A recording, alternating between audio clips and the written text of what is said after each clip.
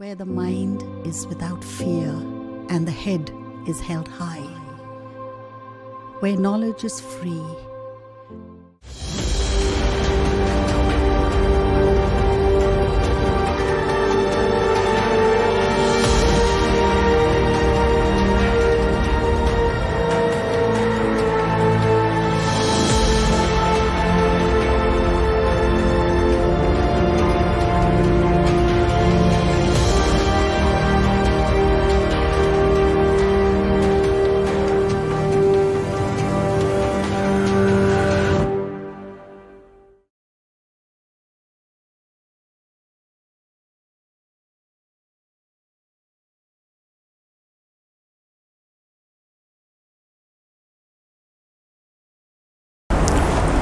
প্রিয় ছাত্রছাত্রী, আজ আমরা করোনার কারণে গৃহবন্দী শিক্ষক শিক্ষার্থীর যে মিথস্ক্রিয়ার মধ্য দিয়ে যে পাঠদান প্রক্রিয়া, শ্রেণীকক্ষের ভেতরে শ্রেণীকক্ষের বাইরে শিক্ষক শিক্ষার্থীর যে সম্পর্ক, বন্ধুত্বপূর্ণ পরিবেশ, তা থেকে আজ আমরা বঞ্চিত।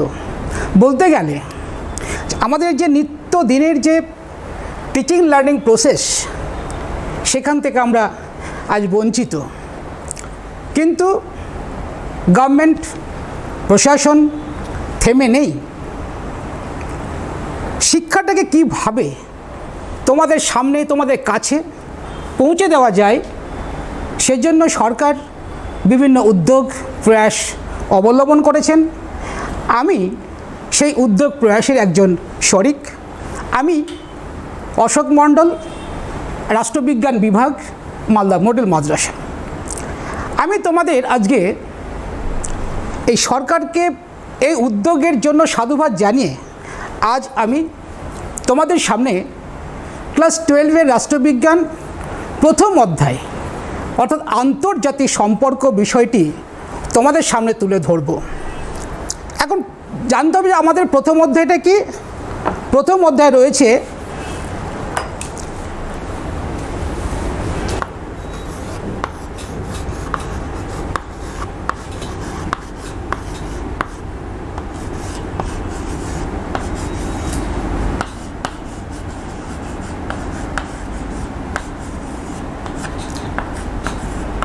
এই আন্তর্জাতিক সম্পর্ক। এই আন্তর্জাতিক সম্পর্ক যে ফার্স্ট সিলেবাস, এর কতগুলো ইউনিট রয়েছে। যেমন আন্তর্জাতিক সম্পর্কের ডেফিনেশন,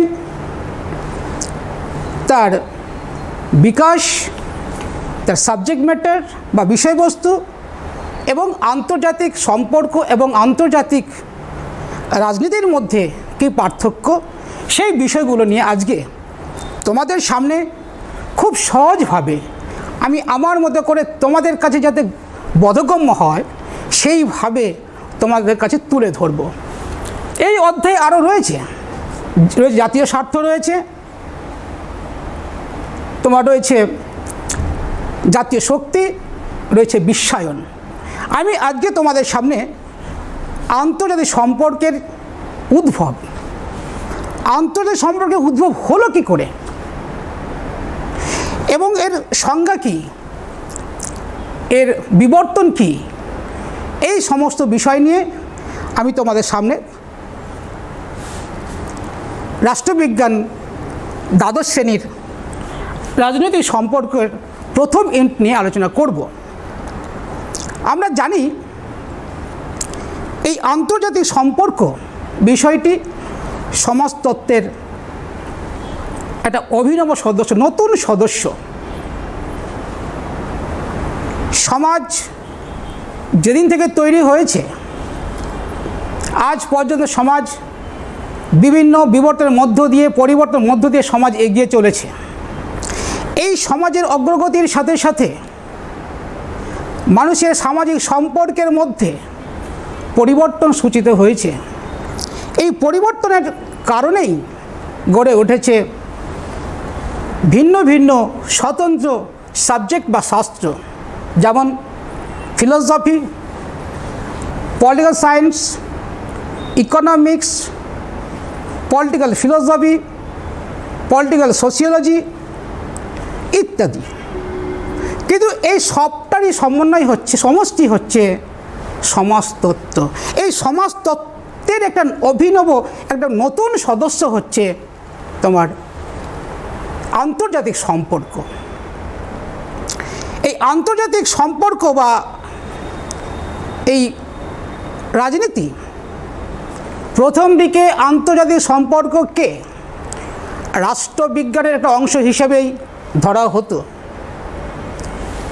কিন্তু প্রথম বিশ্বযুদ্ধের পর এই আন্তর্জাতিক সম্পর্ক একটা নতুন শাস্ত্র হিসেবে উঠে আসার চেষ্টা করেছে, তার প্রয়াস আমরা লক্ষ্য করেছি।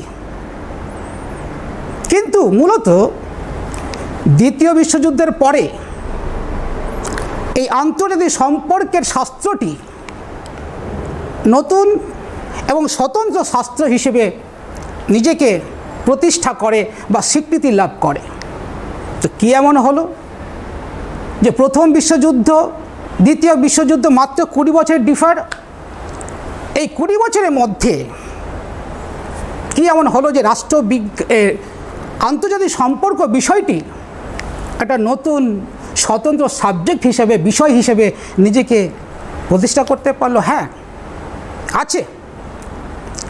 ব্যাপারটা হচ্ছে যে দ্বিতীয় বিশ্বযুদ্ধের পর 1939 থেকে 1945 দ্বিতীয় বিশ্বযুদ্ধ, অক্ষশক্তি মিত্রশক্তির লড়াই।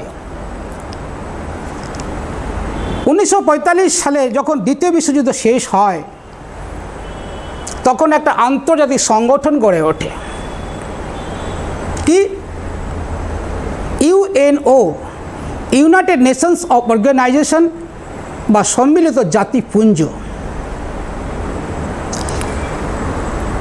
এই সংগঠনটির বিভিন্ন প্রধান শাখা এবং অনেক স্পেশাল এজেন্সিসগুলো রয়েছে, সেটা আমরা চতুর্থ অধ্যায়ে দেখব। কিন্তু এই সংগঠনটিকে সামনে রেখে দ্বিতীয় বিশ্বযুদ্ধের পর আন্তর্জাতিক রাজনীতি একটা ভিন্ন ধারায় প্রবাহিত হতে থাকে। বুঝেছ? দ্বিতীয় বিশ্বযুদ্ধের পর গোটা বিশ্ব দুটো পরিবারে ভাগ হয়ে যায়, একটা পুঁজিবাদী শিবির, একটা সমাজতান্ত্রিক শিবির। মার্কিন যুক্তরাষ্ট্রের নেতৃত্বে পুঁজিবাদী শিবির আর সোভিয়েত রাশিয়ার নেতৃত্বে সমাজতান্ত্রিক শিবির। এই দুটি শিবিরের মধ্যে আদর্শগত লড়াই, তাদের পারস্পরিক সন্দেহ, অস্ত্রসজ্জা বিশ্বে নিয়ে আসে একটা কোল্ড ওয়ারের পরিবেশ, স্নায়ুযুদ্ধ, ঠান্ডা যুদ্ধ। এই ঠান্ডা যুদ্ধের আবহে খুব মজার বিষয়, সদ্য স্বাধীন ভারতবর্ষ, নেহরু তখন ভাবলেন প্রধানমন্ত্রী হিসেবে ভারতবর্ষের যে আমরা কোনো জোটে, না পুঁজিবাদী জোট না সমাজতান্ত্রিক জোট, কোনো জোটে অংশগ্রহণ না করে আমরা নতুন একটা জোট তৈরি করব এবং জোট তৈরি করব এবং ওই দুটো জোট থেকে সমদূরত্ব বজায় রেখে সম্পূর্ণ স্বাধীনভাবে বিদেশ নীতি প্রণয়ন করব। হ্যাঁ, তার উদ্দেশ্য তিনি সফল করলেন, একটা নির্জোট আন্দোলন তৈরি করলেন, ন্যাম, নন অ্যালাইন্ড মুভমেন্ট, ন্যাম তৈরি করলেন। এই ন্যাম 1955 সালে বান্দুং সম্মেলনের মধ্য দিয়ে তার জয়যাত্রা শুরু হয়। 1961 সালে বেলগ্রেডে এই নির্জোট আন্দোলনের একটা শীর্ষ সম্মেলন অনুষ্ঠিত হয়। নেহরু দীপ্তকণ্ঠে ঘোষণা করেছিলেন, নির্জোট আন্দোলন মানে এই নয় যে দুটো শিবির থেকে কেবল সমদূরত্ব বজায় রেখে নিশ্চুপ থাকবে, তা নয়। যদি কোনো সার্বভৌম রাষ্ট্রের, স্বাধীন রাষ্ট্রের স্বাধীনতা সার্বভৌমত্ব যদি বিপন্ন হয় তাহলে ভারত সেক্ষেত্রে নিশ্চুপ থাকবে না। হ্যাঁ, থাকেনি। আমরা দেখেছি ভিয়েতনাম কিউবার উপরে মার্কিন যুক্তরাষ্ট্রের অমানবিক পারমাণবিক বোমা বিস্ফোরণ, হাজার হাজার মানুষের মৃত্যুবরণ, সেই ক্ষেত্রে ভারত নিশ্চুপ ছিল না। গোটা বিশ্বে তার কণ্ঠকে পৌঁছে দিয়েছে ওই সাম্রাজ্যবাদী শক্তির বিরুদ্ধে। শুধু তাই নয়, আমরা দেখেছি দক্ষিণ রোডেশিয়া, সাউথ আফ্রিকার মতো দেশে বর্ণ বিদ্বেষ, কালো চামড়ার মানুষের উপর শ্বেতাঙ্গদের বর্বর অত্যাচার, তার বিরুদ্ধে বর্ণ বৈষম্যবাদের বিরুদ্ধে ভারত গোটা বিশ্বে আওয়াজ তুলেছে। প্রচুর দেশ তাকে সমর্থন করেছে। আজকে নির্জন আন্দোলনের সদস্য, আজকের দিনে দাঁড়িয়ে 100 কোটিটা দেশ নির্জন আন্দোলনের শরিক। এই যে রাজনৈতিক আবহ, এই রাজনৈতিক আবহে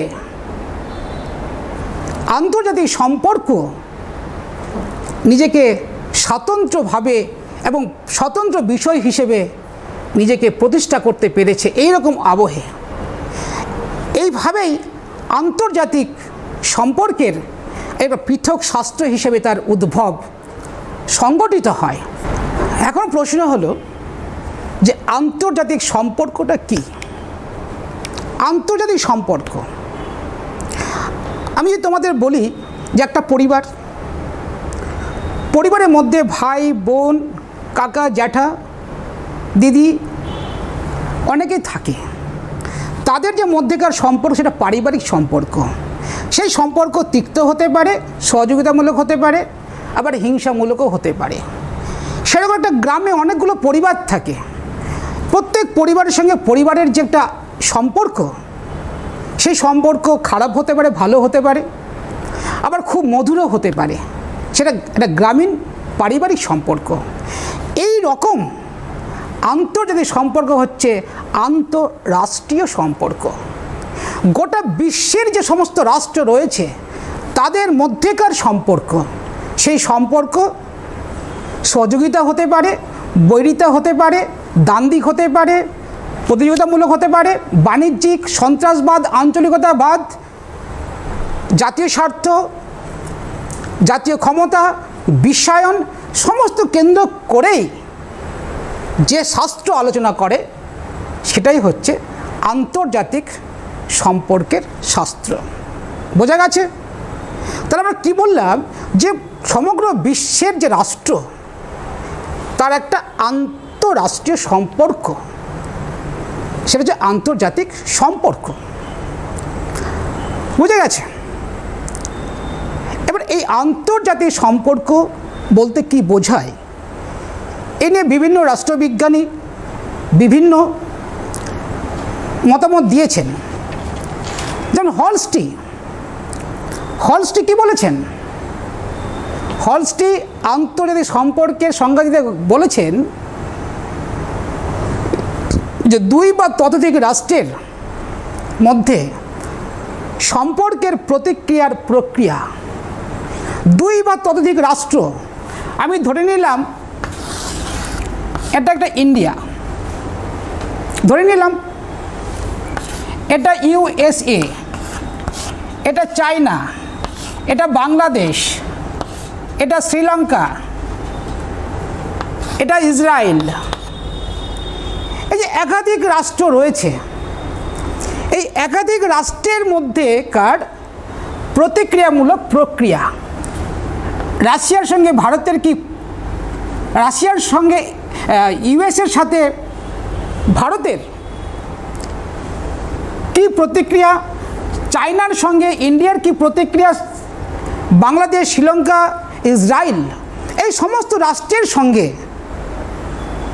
যে প্রতিক্রিয়ামূলক সম্পর্ক সেটাই হচ্ছে আন্তর্জাতিক সম্পর্ক।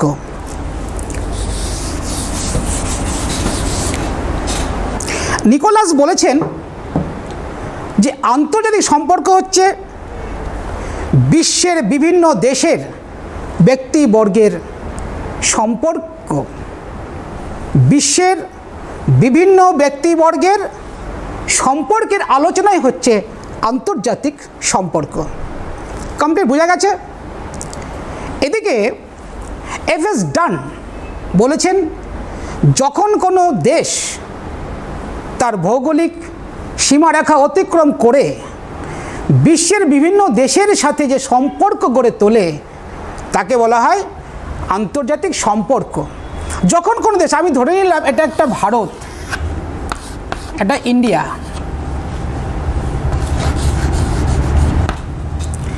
তার ভৌগোলিক সীমারেখা এটা, এই ভৌগোলিক সীমারেখা অতিক্রম করে বিশ্বের বিভিন্ন দেশ, রাশিয়া হতে পারে, ব্রাজিল হতে পারে, জাপান হতে পারে, বাংলাদেশ হতে পারে, চায়না হতে পারে, ইউএসএ আমেরিকা হতে পারে, আরও বিভিন্ন দেশ হতেই পারে। তো যখন কোনো দেশ, আমি ধরে নিলাম ইন্ডিয়া, তার ভৌগোলিক সীমারেখা অতিক্রম করে বিশ্বের বিভিন্ন দেশের সাথে যে সম্পর্ক গড়ে তোলে সেটাই হচ্ছে আন্তর্জাতিক সম্পর্ক। কমপ্লিট। পামার অ্যান্ড পার্কিন্স বলেছেন,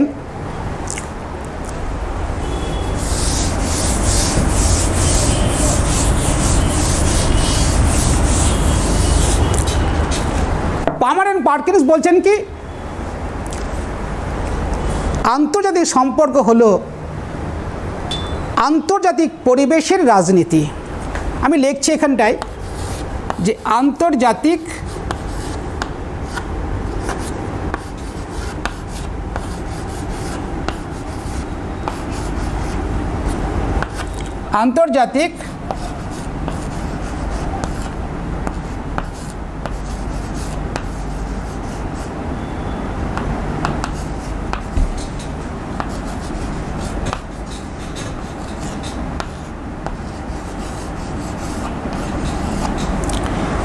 আন্তর্জাতিক পরিবেশের রাজনীতি, এটা বললেন পামার অ্যান্ড পার্কিন্স।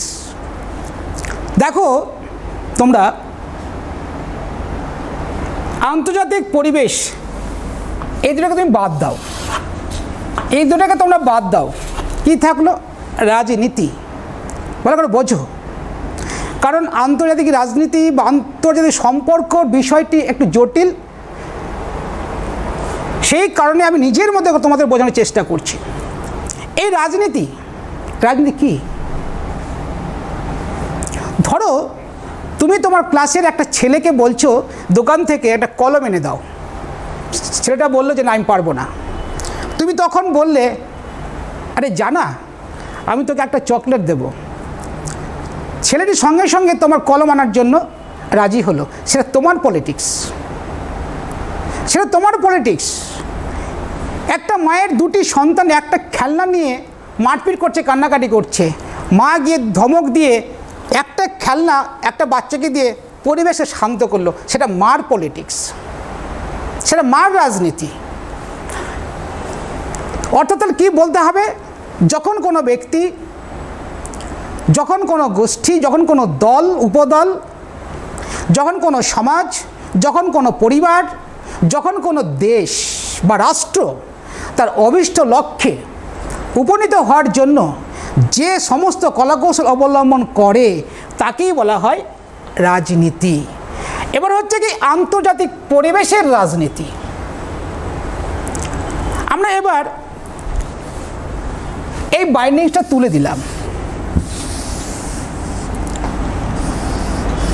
কি আন্তর্জাতিক পরিবেশের রাজনীতি। তাহলে কি বিশ্বের বিভিন্ন দেশ একটা আন্তর্জাতিক পরিবেশ, বিশ্ব পরিবেশ। এই বিশ্ব পরিবেশে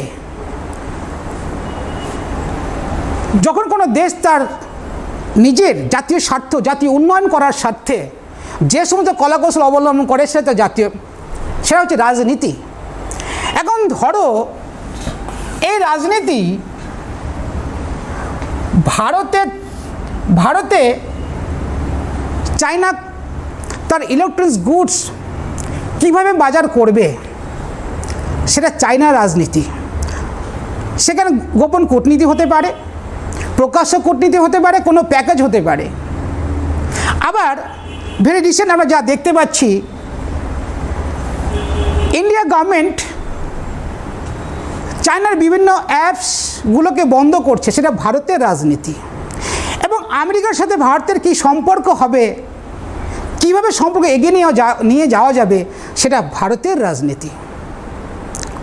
তো এই আন্তর্জাতিক পরিবেশের রাজনীতি বলেছেন পামার অ্যান্ড পার্কিন্স। তাহলে পামার অ্যান্ড পার্কিন্স কী বললেন?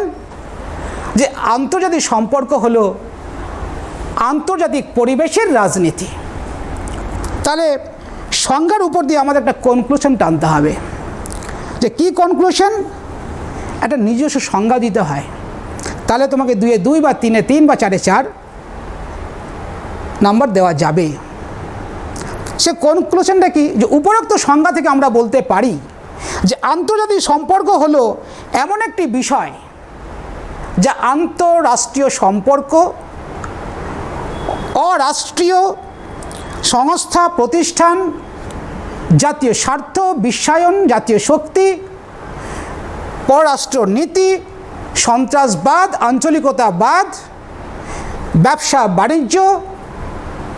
বাণিজ্যের প্রসার, যে শাস্ত্র আলোচনা করে তাকে বলা হয় আন্তর্জাতিক রাজনীতি। বোঝা গেছে? এবারে আমরা চলে যাব যে আন্তর্জাতিক সম্পর্কের আলোচ্য বিষয়টা কি, কোন কোন বিষয় আন্তর্জাতিক সম্পর্ক আলোচনা করে। এটা দেখো, এটা তোমাদের বইয়ে খুব একটা ভালো করে নেই, আমি খুব সুন্দর করে তোমাদের সামনে তুলে ধরব।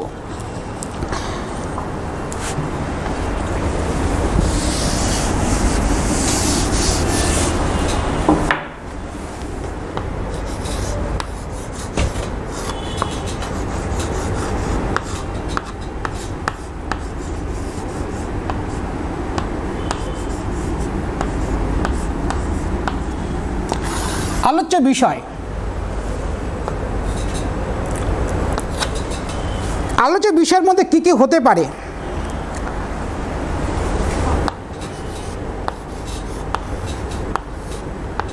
আন্তঃরাষ্ট্রীয় সম্পর্ক,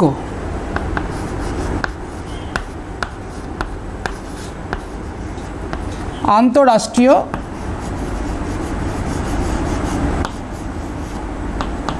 সম্পর্ক,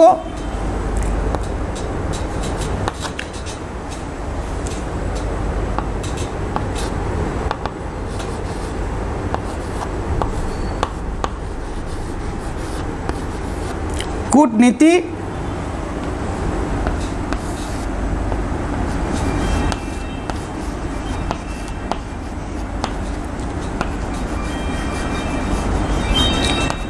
জাতীয় স্বার্থ,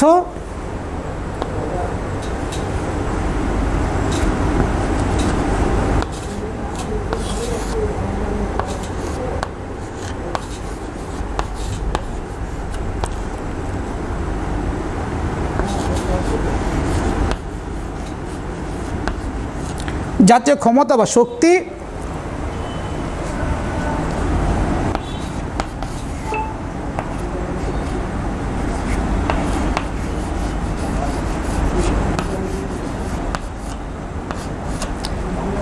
সাম্রাজ্যবাদ,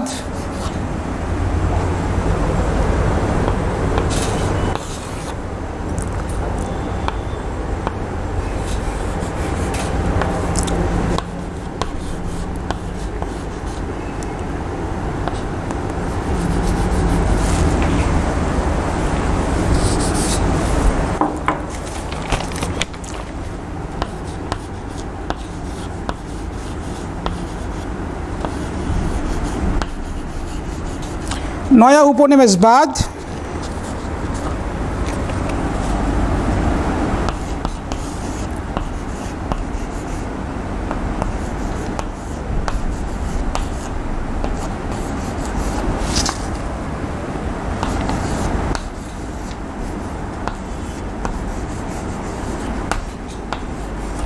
আন্তর্জাতিক আইন,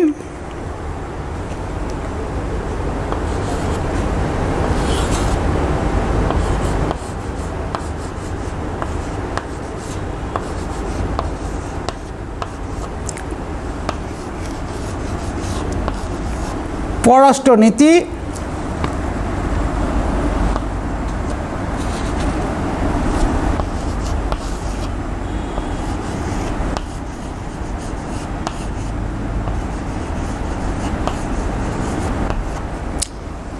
ঠান্ডা লড়াই,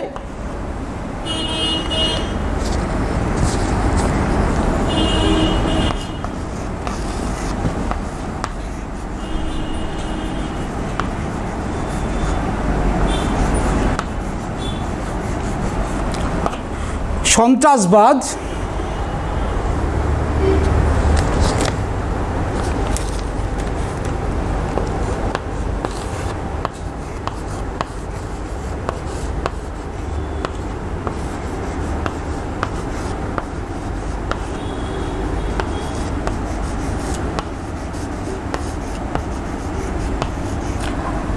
জাতীয় মুক্তি আন্দোলন,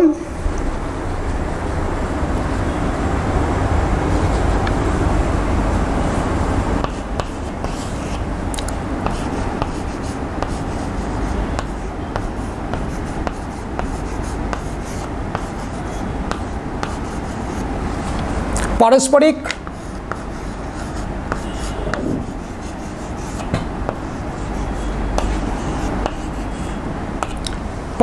সহযোগিতা,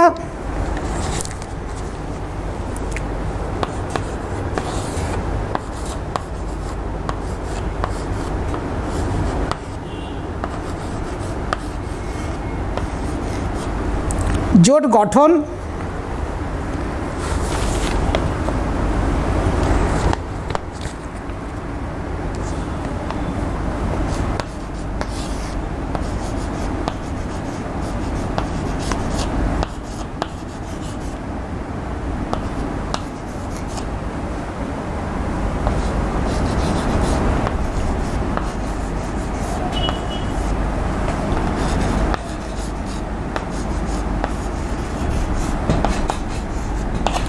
ভীতি প্রদর্শন,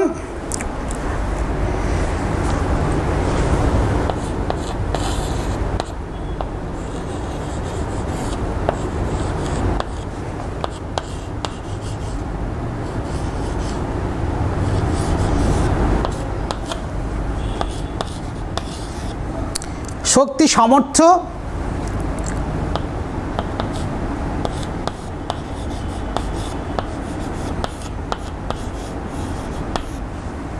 নির্জোট আন্দোলন,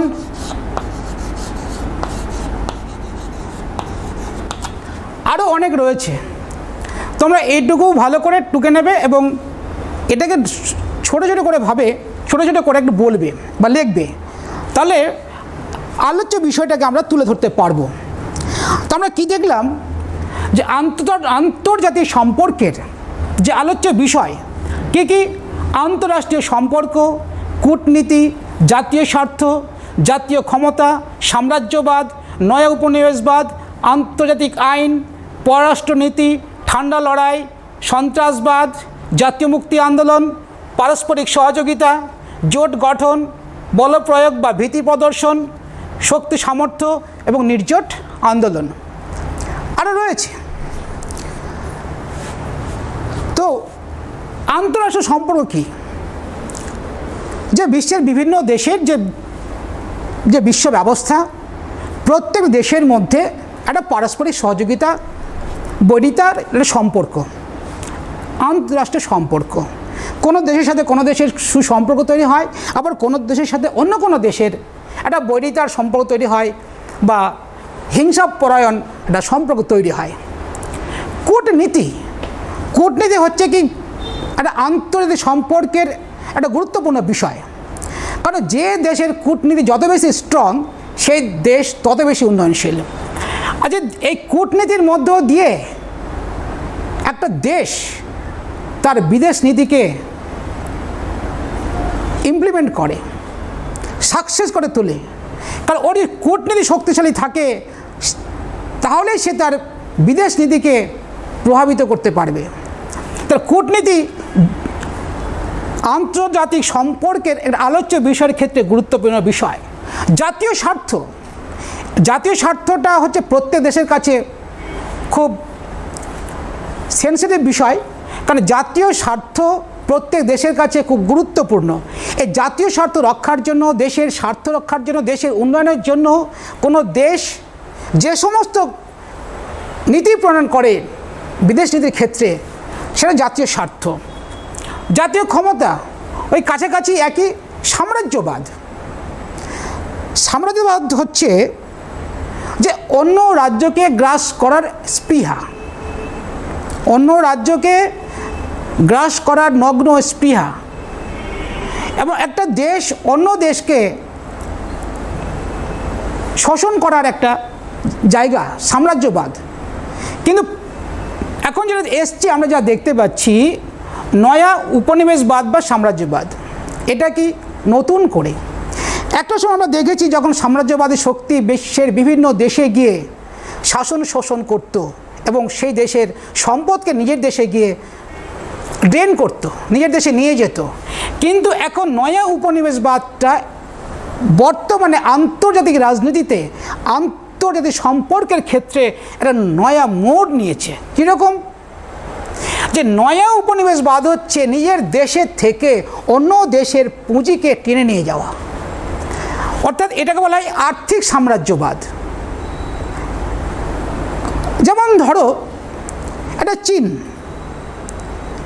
তার শিল্পজাত পণ্যের মাধ্যমে ভারতবর্ষের প্রচুর সম্পদ তার নিজের দেশে নিয়ে যায়, যেমন বিভিন্ন অ্যাপসের মাধ্যমে হতে পারে, বিভিন্ন সস্তার ইলেকট্রনিক্স গুডসের কথা বলতে পারি। সেরকম একইভাবে মার্কিন সাম্রাজ্যবাদী শক্তি মার্কিন যুক্তরাষ্ট্র বিভিন্ন দেশে তার কূটনীতির মধ্য দিয়ে এবং আর্থিক সাম্রাজ্যবাদ চাপিয়ে দিয়ে নিজের দেশের সম্পদকে বৃদ্ধি করে। নয়া উপনিবেশবাদ মানেই হচ্ছে নয়া একটা আর্থিক সাম্রাজ্যবাদ। আন্তর্জাতিক আইন, আন্তর্জাতিক সম্পর্ক যে বিষয়টি আলোচনা, সেই ক্ষেত্রে আন্তর্জাতিক আইন একটা গুরুত্বপূর্ণ জায়গায় রয়েছে। কারণ প্রত্যেক দেশের যে সার্বভৌম রয়েছে, সার্বভৌমটা কি? রাষ্ট্রের অসীম অবাধ মৌলিক চরম চূড়ান্ত ক্ষমতা, সার্বভৌমিকতা। The highest power of our citizens subject and restrained by laws.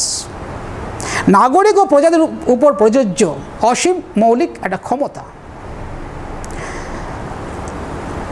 প্রত্যেক দেশ তার অভ্যন্তরীণ দিক থেকে সার্বভৌম থাকে এবং বাহ্যিক দিক থেকে সার্বভৌম থাকে। কিন্তু আজকের দিনে দাঁড়িয়ে প্রত্যেক দেশকেই বাহ্যিক দিক থেকে এই আন্তর্জাতিক আইনকে মেনে চলতে হয়। কারণ আন্তর্জাতিক আইনকে সম্মান দিয়ে চলতে হয়। এই আন্তর্জাতিক আইন তাই আজকের দিনে আন্তর্জাতিক সম্পর্কের একটা গুরুত্বপূর্ণ আলোচনার বিষয়। পররাষ্ট্রনীতি রাষ্ট্রবিজ্ঞানের যেটা আন্তর্জাতিক সম্পর্ক, পররাষ্ট্রনীতি এটা খুবই গুরুত্বপূর্ণ। নিজের দেশের সামগ্রিক উন্নয়নের স্বার্থে যে সমস্ত নীতি প্রয়োগ করে এবং অন্য দেশের সাথে সম্পর্ক তৈরি করে, নিজ দেশের নীতিকে কার্যকরী করে, বিদেশ নীতিতে রূপান্তরিত করে। আজকে যেমন চীনের সাথে যে গালওয়ান ঘাটিকে কেন্দ্র করে যে একটা উত্তপ্ত রাজনৈতিক পরিবেশ তৈরি হয়েছে, যে আন্তর্জাতিক রাজনীতি তৈরি হয়েছে, সে জায়গায় দাঁড়িয়ে বিশ্বের তামাম দেশ, শক্তিশালী দেশগুলো ভারতের পাশে এসে দাঁড়িয়েছে। ইসরায়েল তো ঘোষণাই করে দিয়েছে যে ভারতের সঙ্গে যদি চীনকে যুদ্ধ করতে হয় তাহলে আগে ইসরায়েলের সাথে যুদ্ধ করতে হবে। তাহলে এই যে বিদেশ নীতি, ভারতের সরকার বিদেশ নীতি এতটাই স্ট্রং করেছে যে গোটা বিশ্ব ভারতের পাশে এসে দাঁড়িয়েছে। তাহলে বিদেশ নীতি একটা গুরুত্বপূর্ণ বিষয়। ঠান্ডা লড়াই আমি একটু আগে আলোচনা করেছি, পরবর্তী জায়গায় আসবো। সন্ত্রাসবাদ, আজকের দিনে সন্ত্রাসবাদ কোনো ভৌগোলিক সীমারেখার মধ্যে আবদ্ধ নয়, কোনো একটা ভৌগোলিক সীমারেখার সমস্যা নয়। আজকের দিনে সন্ত্রাসবাদ একটা আন্তর্জাতিক সমস্যা। তাই আন্তর্জাতিক সমস্যা নিয়ে এটাকে আলোচনা করা হয়। বিভিন্ন সংগঠন, আঞ্চলিক সংগঠন, যেমন আমাদের সাউথ এশিয়াকে নিয়ে তৈরি হয়েছে একটা সার্ক, তোমাদের তৃতীয় অধ্যায়ে রয়েছে সার্ক। এই সার্ক সাউথ এশিয়ার প্রথমে 7টা দেশকে নিয়ে তৈরি হয়েছিল, এখন বর্তমানে আফগানিস্তানকে নিয়ে 8টা দেশ। এই 8টা দেশ যে এই আঞ্চলিক সংস্থা, এই আঞ্চলিক সংস্থাতেও সন্ত্রাসবাদ নিয়ে আলোচনা করা হয়। ব্রিক্স কিছুদিন আগেই হয়ে গেল, সেখানেও সন্ত্রাসবাদকে নিয়ে আলোচনা করা হয়েছে। বিশ্বের তাবড় তাবড় দেশগুলো এই সন্ত্রাসবাদকে নির্মূল করার জন্য তারা বিভিন্ন নীতি প্রণয়ন করছেন। সেই জন্য বলছি এই সন্ত্রাসবাদ আজকের দিনে একটা আন্তর্জাতিক সম্পর্কের একটা গুরুত্বপূর্ণ আলোচ্য বিষয়। আমরা দেখতে পাই জাতীয় মুক্তি আন্দোলন। জাতীয় মুক্তি আন্দোলনটা কি? বিভিন্ন দেশ যখন উপনিবেশ শাসনে জর্জরিত ছিল, সেই সমস্ত দেশ তার মুক্তির স্বাদ পাওয়ার জন্য, স্বাধীনতা অর্জনের জন্য উপনিবেশ শক্তির বিরুদ্ধে জাতীয় মুক্তি আন্দোলন গড়ে তুলেছে এবং তারা স্বাধীন হয়েছে। এবং স্বাধীন হওয়ার পরে তারা বিভিন্ন দেশের সাথে আন্তর্জাতিক সম্পর্ক স্থাপন করেছে। তাই জাতীয় মুক্তি আন্দোলনও আন্তর্জাতিক সম্পর্কের একটা আলোচ্য বিষয়। পারস্পরিক সহযোগিতা অবশ্যই, যে আন্তর্জাতিক ক্ষেত্রে বিভিন্ন দেশের মধ্যে একটা সহযোগিতার বাতাবরণ রয়েছে এবং এটা তৈরি করতে হয়। তারা বিভিন্ন স্বার্থে, অর্থনীতির স্বার্থে, তোমার কূটনৈতিক স্বার্থে কিংবা যোগাযোগের স্বার্থে এগুলো সম্পর্ক স্থাপন করে।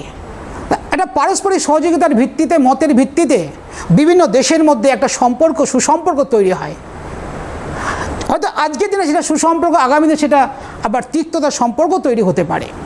একটা পারস্পরিক সহযোগিতা এবং বৈরিতা একটা আন্তর্জাতিক সম্পর্কের আলোচ্য বিষয়। জোট গঠন, আমরা দেখি জোট গঠনের মধ্য দিয়ে বিশ্বের বিভিন্ন দেশ গোটা বিশ্বে তার রাজত্ব করতে চেয়েছে। দ্বিতীয় বিশ্বযুদ্ধের পর গঠিত হয়েছে বিভিন্ন আন্তর্জাতিক জোট বা পাল্টা জোট, যেমন ন্যাটো, সিয়েটো, সেন্টো। এই জোটগুলো দেখেছি তৈরি হয়েছে ওয়ারসো, কমিনফর্ন, কমেকন ইত্যাদি সংগঠন তৈরি হয়েছে।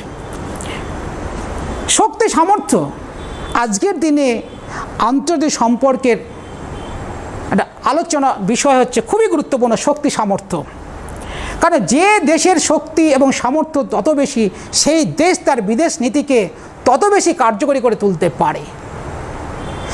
কারণ শক্তি না থাকে তার বিদেশ নীতিকে সে প্রয়োগ করবে কোত্থেকে? তাই শক্তি সামর্থ্য হচ্ছে আজকের দিনে আন্তর্জাতিক সম্পর্কের আলোচ্য বিষয়। এই শক্তি সামর্থ্য আলোচনা করতে গিয়ে চলে আসে বলপ্রয়োগ বা ভীতি প্রদর্শন। যখন কোনো দেশ আলোচনার মধ্য দিয়ে, পারস্পরিক সহযোগিতার মধ্য দিয়ে যখন তার বিদেশ নীতিকে প্রয়োগ করতে পারছে না, তখন তারা বলপ্রয়োগ বা ভীতি প্রদর্শন করার জায়গা নেয়, ভয় দেখিয়ে। আজকের দিনে ভীতি প্রদর্শন বা বলপ্রয়োগ আন্তর্জাতিক রাজনীতিতে একটা গুরুত্বপূর্ণ বিষয়। নির্জোট আন্দোলন, আমি কিছুক্ষণ আগে নির্জোট আন্দোলন নিয়ে আলোচনা করেছি। তো এবার আমরা দেখব যে আন্তর্জাতিক সম্পর্কের বিকাশ। আমরা দেখলাম উদ্ভব, দেখলাম তার ডেফিনেশন, সংজ্ঞা, আমরা দেখলাম তার আলোচ্য বিষয়। আমরা এবার দেখব আন্তর্জাতিক সম্পর্কের বিকাশ কিভাবে হলো। আমরা সেই আলোচনায় যাব।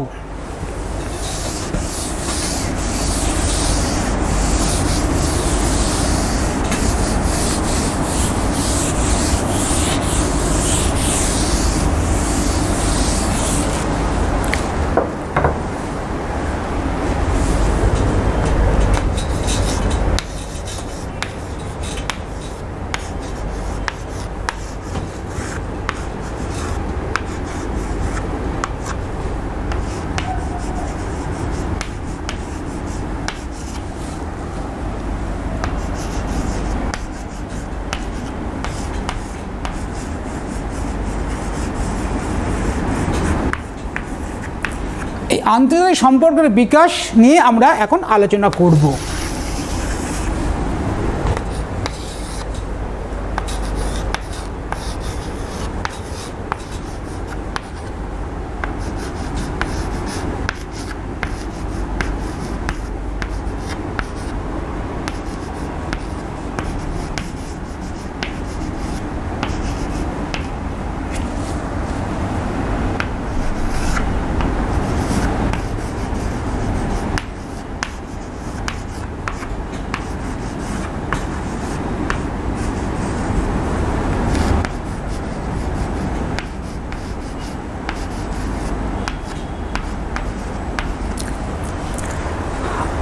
আন্তর্জাতিক সম্পর্কের যে বিকাশ,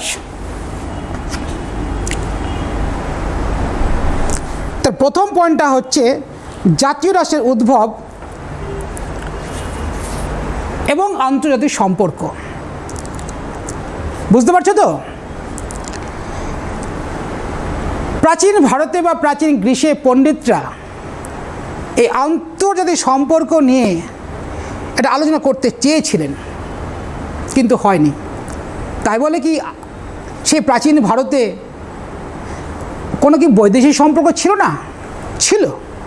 আমরা প্রাচীন ভারতে দেখেছি ভারতবর্ষের বিভিন্ন রাজারা জলপথে বিভিন্ন দেশের সাথে ব্যবসা বাণিজ্য করেছে, বিনিময়ের মাধ্যমে, পরবর্তীতে মুদ্রার মাধ্যমে, কিন্তু আন্তর্জাতিক সম্পর্কের যে বিকাশ সেই জায়গায় ছিল না। মূলত জাতীয় রাষ্ট্রের উদ্ভব, সেখান থেকে আন্তর্জাতিক সম্পর্কের বিবর্তনের ধারা একটা খাতে প্রবাহিত হতে থাকে।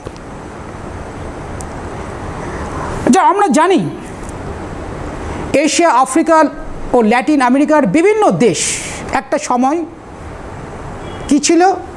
কোনো না কোনো শক্তিধর রাষ্ট্রের অধীনে ছিল বা উপনিবেশ ছিল। আমাদের এই ভারতবর্ষ প্রায় দীর্ঘ 200 বছর ব্রিটিশ শক্তির উপনিবেশ হিসেবে ছিল। এখান থেকে তারা শাসন করেছেন, শোষণ করেছেন, বিভিন্ন সম্পত্তি, অর্থকে তারা ড্রেন করে নিয়ে গেছেন। সেটা আমরা দেখেছি, অর্থের বহির্গমন ঘটেছে। ড্রেন অফ ওয়েলথ দাদাভাই নওরোজির সেই গ্রন্থে বিস্তারিত করে আলোচনা করা আছে। শুধু তাই নয়, জনৈক একজন ব্রিটিশ ঐতিহাসিক জন সুলেভান, তিনি কি বলেছেন যে hour system like a sponge, যে আমাদের সিস্টেম হচ্ছে স্পঞ্জের মতো, গঙ্গার তীরের সমস্ত জল শুষে নিয়ে আমরা টেমস নদীতে ফেলে দিয়েছি। তিনি ব্রিটিশ শক্তির বিরুদ্ধে এই কথাটা বলেছিলেন, একজন ব্রিটিশ ঐতিহাসিক। তার মানে ভারতবর্ষের অর্থটাকে বিদেশে চালান করা হয়েছে। কিন্তু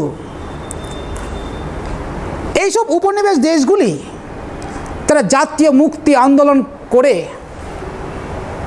দীর্ঘ প্রক্রিয়ার মধ্য দিয়ে তারা স্বাধীনতা অর্জন করে, এবং স্বাধীনতা লাভের পর এইসব দেশ যখন স্বাধীনতা অর্জন করে, তখন তারা বিভিন্ন দেশের সাথে একটা সুসম্পর্ক করে তুলতে থাকে।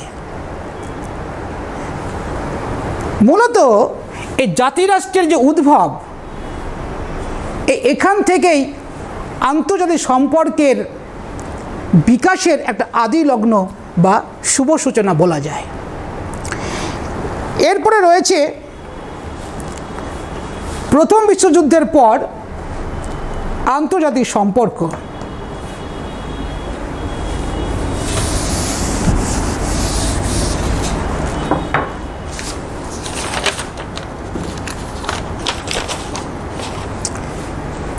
এরপরে আমরা 2 নম্বর আলোচনা করব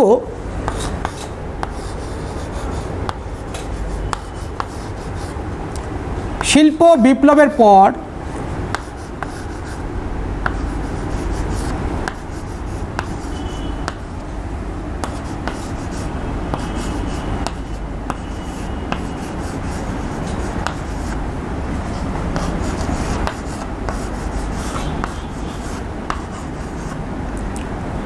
আন্তর্জাতিক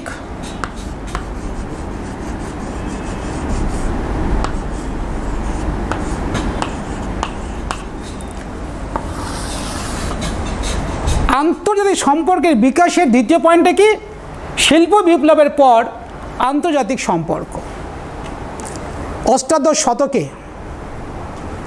ইংল্যান্ডে প্রথম শিল্প বিপ্লব সংগঠিত হয়। পরবর্তীতে সমগ্র ইউরোপে প্রায় 50-60 বছরের মধ্যে সমগ্র ইউরোপে শিল্প বিপ্লব ঘটতে থাকে।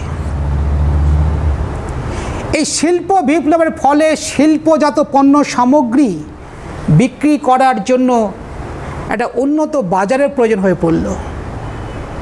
তখন ওইসব দেশগুলি কি করলো, যে বিশ্বের বিভিন্ন দেশকে তারা একটা পণ্য বিক্রির বাজার হিসাবে একটা প্রতিযোগিতায় নেমে পড়ল। এই শিল্পোন্নত দেশগুলি বিশ্বের বিভিন্ন দেশে ব্যবসা করার যে প্রতিযোগিতা, এখান থেকে একটা আন্তর্জাতিক সম্পর্কের বিকাশের ভিন্ন খাতে প্রবাহিত হতে শুরু করে এবং নিজ দেশের উৎপন্ন শিল্প কীভাবে বিদেশে বা কোনো বিদেশের বাজারে বিক্রি করা যায়, সেই ক্ষেত্রে এই উন্নত দেশগুলি, শিল্প উন্নত দেশগুলি ওইসব দেশের সাথে বিভিন্নভাবে গোপন চুক্তির দ্বারা, কোনো প্যাকেজের দ্বারা তারা সেই বাজারগুলিকে অধিগ্রহণ করে নিজের শিল্পজাত পণ্যকে বিক্রি করার জন্য। এই থেকে একটা আন্তর্জাতিক সম্পর্ক একটা ভিন্ন খাতে বইতে থাকে, তার বিবর্তন ঘটতে থাকে এবং সাম্রাজ্যবাদী শক্তিগুলো এরা আধুনিক অস্ত্রে সুসজ্জিত, কখনো ভীতি প্রদর্শন, কখনো বলপ্রয়োগ এর মধ্য দিয়ে তারা উৎপন্ন শিল্প পণ্যকে বিক্রির জন্য বিদেশি বাজারকে এরা দখল করতে শুরু করেছে।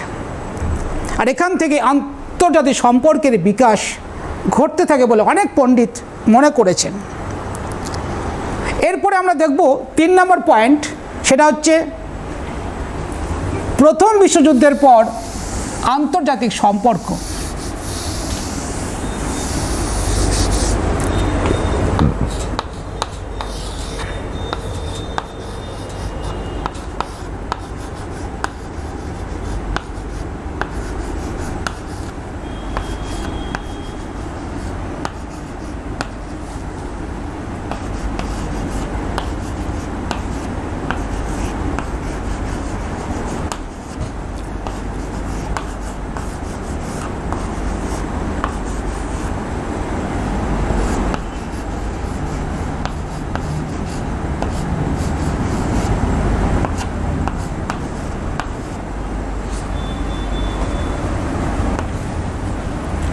প্রথম বিশ্বযুদ্ধের পর আন্তর্জাতিক সম্পর্ক। প্রথম বিশ্বযুদ্ধ 1914-1919 ভার্সাই সন্ধির মাধ্যমে প্রথম বিশ্বযুদ্ধের অবসান ঘটে। এই প্রথম বিশ্বযুদ্ধের পর তৈরি হয় একটি আন্তর্জাতিক সংগঠন, লিগ অব নেশন, জাতিসংঘ, জাতিপুঞ্জ নয়, ইউএনও নয়, লিগ অব নেশন, জাতিসংঘ। প্রথম বিশ্বযুদ্ধের পর এই সংগঠনকে কেন্দ্র করে নতুনভাবে আন্তর্জাতিক সম্পর্ক বিকশিত হতে থাকে। প্রথম বিশ্বযুদ্ধের পর মহাশক্তিধর রাষ্ট্র হিসেবে মার্কিন যুক্তরাষ্ট্রের আবির্ভাব বিশ্ব রাজনীতিতে। 1917 সালে রুশ বিপ্লবের ফলে সোভিয়েত রাশিয়ার উত্থান। এর ফলে একদিকে লিগ অব নেশন, একটা আন্তর্জাতিক সংগঠন, শক্তিধর রাষ্ট্র আমেরিকার উদ্ভব, আর এদিকে সোভিয়েত রাশিয়ার উৎপত্তি। এই তিনটিকে সঙ্গে নিয়ে রাজনৈতিক সম্পর্কের বিকাশ নতুন ধারায় প্রবাহিত হতে থাকে। এই সময় মার্কিন যুক্তরাষ্ট্রের বিভিন্ন বিশ্ববিদ্যালয়ে পৃথক শাস্ত্র হিসেবে আন্তর্জাতিক সম্পর্কের পঠন পাঠন শুরু হয়। শুধু তাই নয়, আন্তর্জাতিক সম্পর্কে যে পৃথক শাস্ত্র, তাকে নিয়ে গবেষণা শুরু হয় মার্কিন যুক্তরাষ্ট্রের বিভিন্ন বিশ্ববিদ্যালয়ে। রচিত হতে থাকে বিভিন্ন আন্তর্জাতিক সম্পর্কের গ্রন্থ, যেমন লর্ড ব্রাইস 1921 সালে ইন্টারন্যাশনাল রিলেশন নামক একটি গ্রন্থ রচনা করলেন। 1922 সালে ওয়ালস রচনা করলেন the history and nature of international relation নামক গ্রন্থ। এইভাবে একটা আন্তর্জাতিক সম্পর্ক বিকশিত হতে থাকে। একদিকে গবেষণা, একদিকে পৃথক পঠন পাঠন, একদিকে বিভিন্ন পুস্তক রচনা, এর মধ্য দিয়ে আন্তর্জাতিক সম্পর্ক নতুনভাবে নতুন গতিতে উদ্ভাসিত হতে থাকলো। এরপরে দ্বিতীয় বিশ্বযুদ্ধের পর আমরা দেখে নেব দ্বিতীয় বিশ্বযুদ্ধের পর আন্তর্জাতিক সম্পর্ক।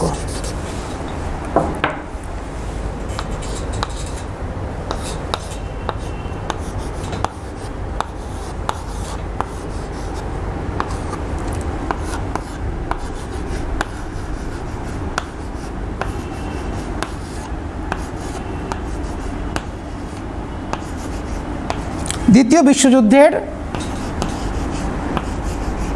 পর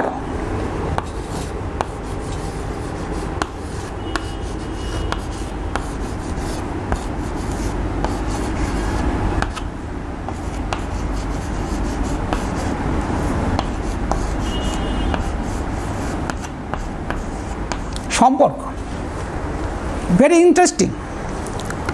দ্বিতীয় বিশ্বযুদ্ধ 1939-1945 এর মধ্যে শেষ হলো। জাপানের হিরোশিমা নাগাসাকিতে পারমাণবিক বোমা বিস্ফোরণের পর অক্ষ শক্তির আত্মসমর্পণের মধ্য দিয়ে দ্বিতীয় বিশ্বযুদ্ধের অবসান ঘটে। তৈরি হলো কি নতুন আন্তর্জাতিক সংগঠন UNO, united nations of organisation, 1945 24 October. এবং এই যে আন্তর্জাতিক সংগঠন, এর প্রধান সংস্থা রয়েছে আর অনেকগুলো অপ্রধান বা স্পেশাল এজেন্সিসগুলো রয়েছে। প্রধান সংস্থা কি? নিরাপত্তা পরিষদ, অর্থনৈতিক ও সামাজিক পরিষদ, সাধারণ সভা, অছি পরিষদ, আন্তর্জাতিক বিচারালয়, রয়েছে একটা কর্ম দপ্তর। স্পেশাল এজেন্সিসগুলো রয়েছে, বিশেষ সংস্থাগুলো, সেগুলো হচ্ছে UNICEF, UNESCO, ILO, PLO, IBRD, হু, ডাব্লিউটিও, আইএমএফ, আরও অনেক। এইসব সংস্থাকে সামনে রেখে দ্বিতীয় বিশ্বযুদ্ধের পর একটা নতুন ধারায় আন্তর্জাতিক সম্পর্কের বিকাশ হতে থাকে। গোটা বিশ্ব দ্বিমেরু প্রবণতা দেখা দেয়। গোটা বিশ্বে দুটো পরিবার, মার্কিন নেতৃত্বাধীন পুঁজিবাদী মেরু আর সোভিয়েত রাশিয়ার নেতৃত্বাধীন সমাজতান্ত্রিক মেরু। এই দ্বিমেরু প্রবণতার মধ্য দিয়ে পারস্পরিক সন্দেহ, অস্ত্রসজ্জা, একটা আদর্শগত লড়াই, ঠান্ডা লড়াইয়ের জন্ম দেয়। আর সেই ঠান্ডা লড়াইয়ের মধ্যে আবহেই আমরা এর আগেই আলোচনা করেছি, নির্জোট আন্দোলনের জন্ম হয় নেহরুর মস্তিষ্ক প্রসূত হয়ে। সেখানে আরও ছিলেন doctor Sukarno, Nkrumah, Tito, Nasser প্রমুখ রাষ্ট্রনেতারা। এই যে দ্বিতীয় বিশ্বযুদ্ধের পর দুটো মেরু, বলতে গেলে বিশ্ব ছিল একটা পাওয়ার অফ ব্যালেন্স। আমেরিকা রাশিয়ার মধ্যে একটা পাওয়ার অফ ব্যালেন্স ছিল।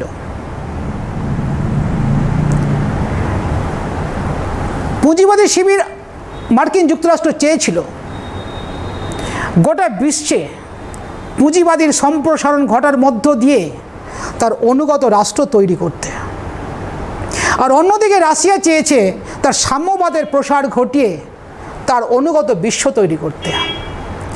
এই উভয়ের মধ্যে একটা আদর্শগত লড়াই, যেটা কোল্ড ওয়ারের জন্ম দিয়েছিল, এই সময় হয়তো নির্জোট আন্দোলন খুবই প্রাসঙ্গিক ছিল, কিন্তু 1991 সালে যখন সোভিয়েত রাশিয়ার পতন হলো কোল্ড ওয়ারের মধ্য দিয়ে, প্রত্যক্ষ কোনো যুদ্ধ হয়নি, কিন্তু রাশিয়া ভেঙে যায় 1991 সালে। এই 1991 সালে আন্তর্জাতিক সম্পর্কের যে বিকাশ যে ধারায় যাচ্ছিল, কিন্তু 1991 সালের পর বিশ্ব হয়ে গেল এক মেরু। কোন মেরু? মার্কিন মেরু। আগে ছিল দ্বিমেরু, রাশিয়া আর মার্কিন যুক্তরাষ্ট্র, কিন্তু রাশিয়ার পতনের পর বিশ্ব হয়ে গেল আমেরিকা মেরু। আমেরিকার নীতি মানে বিশ্ব নীতি, গোটা বিশ্বে তার দাদাগিরি। তিনি তার বিদেশ নীতি কূটনীতিকে সবলভাবে প্রয়োগ করতে সক্ষম হলো, এবং এইভাবেই তিনি আস্তে আস্তে গোটা বিশ্বের এক নম্বরে উঠে এলেন। সামরিক দিক থেকে, আর্থিক দিক থেকে, প্রযুক্তি দিক থেকে, সমস্ত দিক থেকে, এবং অপরাপর বিদেশ নীতি গ্রহণ করতে তিনি যতটা সফলভাবে সাবলীলভাবে গ্রহণ করতে পারতেন, সেটা অন্যান্য দেশ পারত না। এইভাবে আন্তর্জাতিক সম্পর্ক দ্বিতীয় বিশ্বযুদ্ধের পরে নতুন খাতে প্রভাবিত হতে থাকে। বিভিন্ন জোট গঠন, পাল্টা জোট গঠন আমরা দেখেছি দ্বিতীয় বিশ্বযুদ্ধের পরে। ওই জোটের মধ্য দিয়েও আন্তর্জাতিক সম্পর্ক প্রভাবিত হয়েছে বিভিন্ন খাতে, কিন্তু এক মেরু বিশ্বে, অর্থাৎ গোটা বিশ্বে যখন একটি মাত্র রাষ্ট্রের আধিপত্য বজায় থাকে, তাকে বলা হয় এক মেরু বিশ্ব। এই এক মেরু বিশ্বে আমেরিকা তার নিজের মতো করে আন্তর্জাতিক সম্পর্ককে এগিয়ে নিয়ে যেতে লাগলো, তারপর বিকাশ ঘটল। এরপরে আমরা চলে যাব বিশ্বায়ন ও আন্তর্জাতিক সম্পর্ক। বিশ্বায়ন ও আন্তর্জাতিক সম্পর্ক।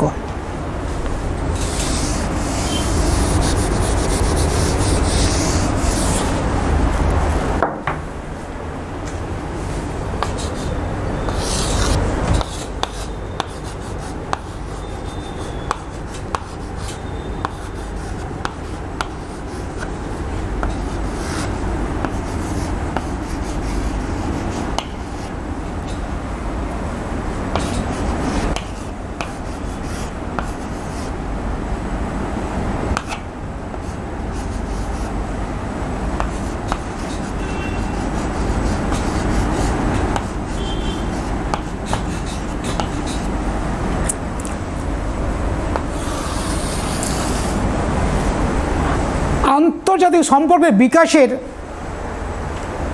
পঞ্চম পয়েন্ট হচ্ছে যে বিশ্বায়ন ও আন্তর্জাতিক সম্পর্ক। আমরা লিখলাম কি যে বিশ্বায়ন ও আন্তর্জাতিক সম্পর্ক। বিশ্বায়নটা জানতে হবে। বিশ্বায়ন এটা পুঁজির অবাধ গমনাগমন, অবাধ বাণিজ্য নীতি, উদারীকরণ, পুঁজির কোনো নির্দিষ্ট গণ্ডি থাকবে না।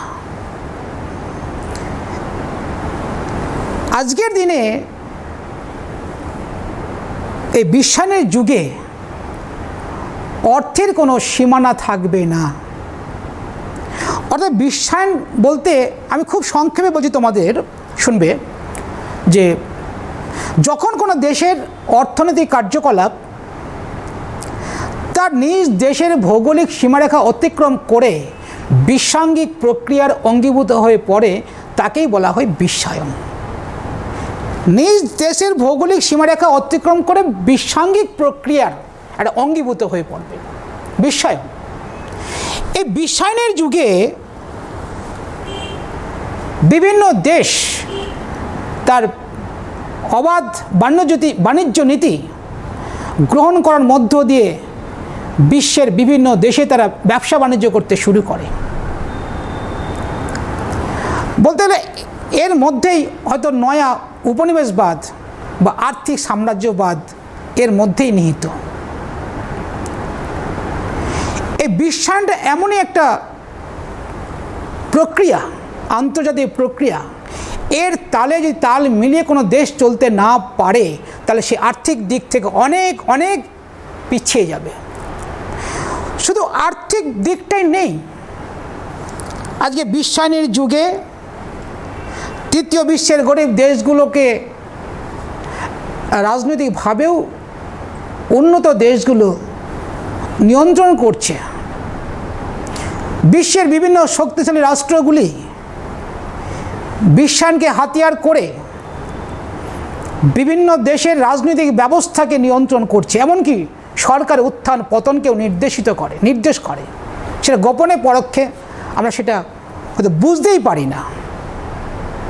তৃতীয় বিশ্বের গরিব দেশগুলো বাধ্য হয়ে নিত্য প্রয়োজনীয় জিনিসপত্রের ওপর থেকে ভর্তুকি তুলতে বাধ্য হচ্ছে। এই বিশ্বায়নের প্রভাব, এই বিশ্বায়নের যুগে এটা আন্তর্জাতিক সম্পর্ক একটা ভিন্ন খাতে প্রবাহিত হতে শুরু করেছে। একটা অবাধ মার্কেট শুরু হয়েছে, একটা কম্পিটিশন শুরু হয়েছে। যে যত দামে কম দামে তার উৎপন্ন পণ্যগুলি বিশ্বের বাজারে ছেড়ে দিতে পারে বা বিশ্ব বাজার থেকে তার মুনাফা অর্জন করতে পারে। এইভাবেই আমরা দেখেছি যে বিশ্বায়ন এবং আন্তর্জাতিক সম্পর্ক বিশ্বায়নকে কেন্দ্র করেই এটা বিকশিত হয়েছে। তো যাই হোক, আন্তর্জাতিক সম্পর্কের উদ্ভব, বিকাশ, আলোচ্য বিষয় ইত্যাদি নিয়ে আমরা আলোচনা করলাম। এখন আমরা একটুখানি দেখে নেব যে আন্তর্জাতিক সম্পর্ক এবং আন্তর্জাতিক রাজনীতি বিষয়টা কি। এটা জাস্ট ছোট্ট একটা ডিফার, যে আন্তর্জাতিক সম্পর্কের ক্ষেত্রে আমরা দেখতে কি পাই? পারস্পরিক সহযোগিতা দেখতে পাই আমরা, প্রতিযোগিতা, বৈরিতা এবং বন্ধুত্বপূর্ণ পরিবেশ। আন্তর্জাতিক সম্পর্কের ক্ষেত্রে আমরা দেখতে পাই এখানে অর্থনীতি যুক্ত থাকে, আইন যুক্ত থাকে, যোগাযোগ ব্যবস্থা যুক্ত থাকে, আন্তর্জাতিক সংগঠনগুলি এটা ঘনিষ্ঠভাবে যুক্ত থাকে। এটা আন্তর্জাতিক সম্পর্ক। আর আন্তর্জাতিক রাজনীতি হচ্ছে আন্তর্জাতিক সম্পর্কের একটা অংশ। যে আন্তর্জাতিক রাজনীতিতে হচ্ছে কি, যে আন্তর্জাতিক রাজনীতি দ্বন্দ্ব, সংঘর্ষ এবং ক্ষমতা দখলের লড়াই, এর মধ্যে সীমাবদ্ধ থাকে আন্তর্জাতিক রাজনীতি। প্রিয় ছাত্রছাত্রী, আমি আজকে এই ক্লাসটা এখানে শেষ করছি। ভালো থেকো, সুস্থ থেকো। আমরা আবার বিদ্যালয়ে ফিরতে পারবো এই প্রত্যাশা রাখি, কারণ এই আবহ থেকে আমরা মুক্ত হবই। স্বাস্থ্য মন্ত্রকের দেওয়া যে সমস্ত বিধিবিধান রয়েছে, ছোট ছোট সাবধানীগুলো, সেগুলো মেনে চলবো, কারণ বিদ্যালয় তোমাদের জন্য অপেক্ষা করছে। বিদ্যালয়ের প্রত্যেকটা ইট, বালি, গাছ, ঘাস সমস্ত কিছু তোমাদের জন্য কান্না করছে। আমরা ফিরবই। ধন্যবাদ।